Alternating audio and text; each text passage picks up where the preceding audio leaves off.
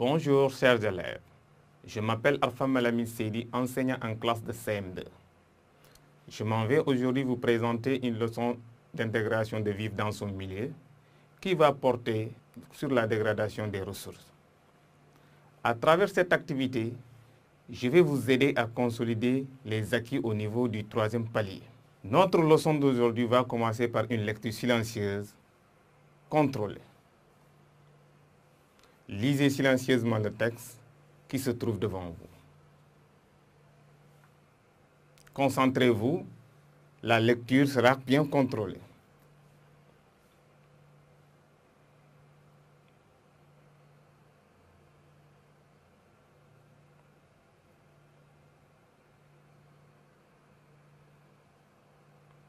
Bien. Quels sont les personnages du texte? Mamadou? Très bien. Les personnages du texte, c'est Salif et le maître. Quels sont les deux milieux indiqués dans ce texte? Oui, Fatim. Très bien, Fatim. Les deux milieux, c'est le milieu urbain, ici, la ville, et le milieu rural. Très bien. Ici, le monde rural. Écoutez attentivement. Je vais vous lire le texte à haute voix. Pour aider ton camarade Salif à comprendre les problèmes liés à l'environnement, ton maître propose le texte suivant. Aujourd'hui, le Sénégal est confronté à de réels problèmes de dégradation de l'environnement. En ville, nous constatons des flux énormes de voitures accompagnés de fumée, de bruit, etc. De même, pendant la saison des pluies, les eaux usées, les ordures ménagères sont présentes dans tout le quartier. Également dans le monde rural, le phénomène des feux de brousse et l'abattage clandestin des arbres commencent à avoir des effets néfastes sur l'environnement. Pour vous permettre de comprendre le texte, vous allez me rappeler la définition de deux mots dans le texte. Qui peut me donner la définition du mot environnement? Paul. Très bien, Paul. L'environnement, c'est tout ce qui nous entoure. Que signifie le mot dégradation? Bassir? C'est quelque chose qui n'est pas bien. C'est pas mal, mais qui peut dire mieux? Fatim? Très bien, Fatim. Donc, dégradation, c'est la destruction de l'environnement. Autrement dit, c'est la détérioration. De quoi parle-t-on dans ce texte?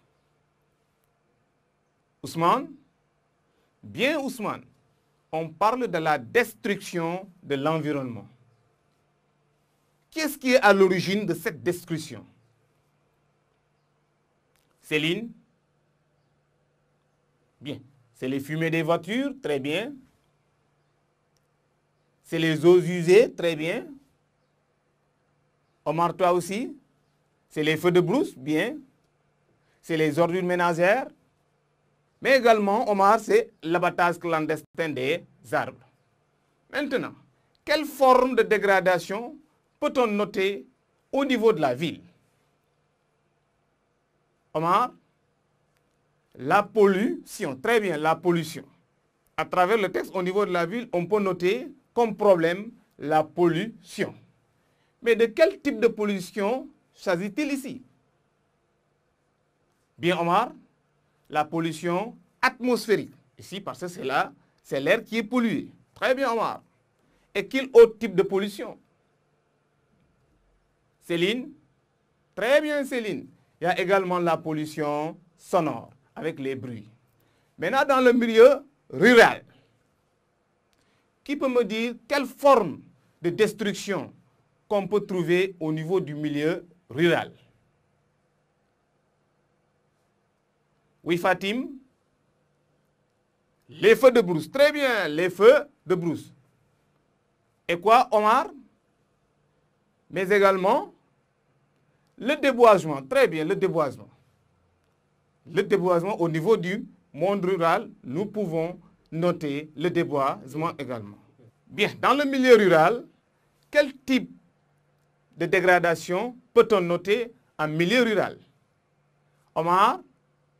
Très bien, Omar. Le déboisement. Et quoi aussi, Paul? Très bien, Paul. Mais aussi les feux de brousse. Très bien. Maintenant, en milieu rural, quelles sont les conséquences de ces destructions de l'environnement? Oui, Fatim, c'est la rareté des pluies. Bien. Maintenant, en milieu urbain, quelles sont les conséquences qu'on peut noter au niveau de la ville? Omar, vous avez dit, très bien, Omar. Nous avons les maladies respiratoires. Bien, nous allons revenir maintenant sur les mesures qu'on peut prendre pour éviter ces formes de destruction. Bien, maintenant en ville, quelles sont les solutions qu'on peut proposer pour éviter tous ces problèmes-là? Oui, Omar? En ville, qu'est-ce qu'on peut proposer comme solution? Il faut éliminer les vieilles voitures de la circulation, délocaliser les usines et l'occupation de la voie publique. Maintenant, en milieu rural, quelles solutions peut-on apporter? Omar? Très bien. Il faut sensibiliser la population, aménager les pare-feux. Maintenant, je crois que le texte est bien compris. Nous allons revenir compléter ce tableau. Maintenant, pour les problèmes, la pollution atmosphérique, les causes, c'est la fumée des voitures et des usines. Conséquence, nous avons les maladies respiratoires. Comme solution apportée, éliminer les vieilles voitures de la circulation, délocaliser les usines. Pour la pollution sonore, toujours en ville, cause, nous avons les bruits, les tapages nocturnes. Comme conséquence, on peut citer le stress, les maladies, manque de concentration. Pour les solutions, nous avons respecté le code de la route, réglementer les autorisations de l'occupation de la voie publique. Et maintenant, en milieu rural, pour les formes, nous avons le déboisement. Cause, coupe abusive des arbres. Conséquence, la désertification, rareté des pluies. Solution, reboiser, gérer rationnellement les ressources de la forêt. Forme, feu de brousse. Cause, nous avons l'activité de l'homme, comme vous le savez. Les apiculteurs, les chasseurs, les paysans, etc.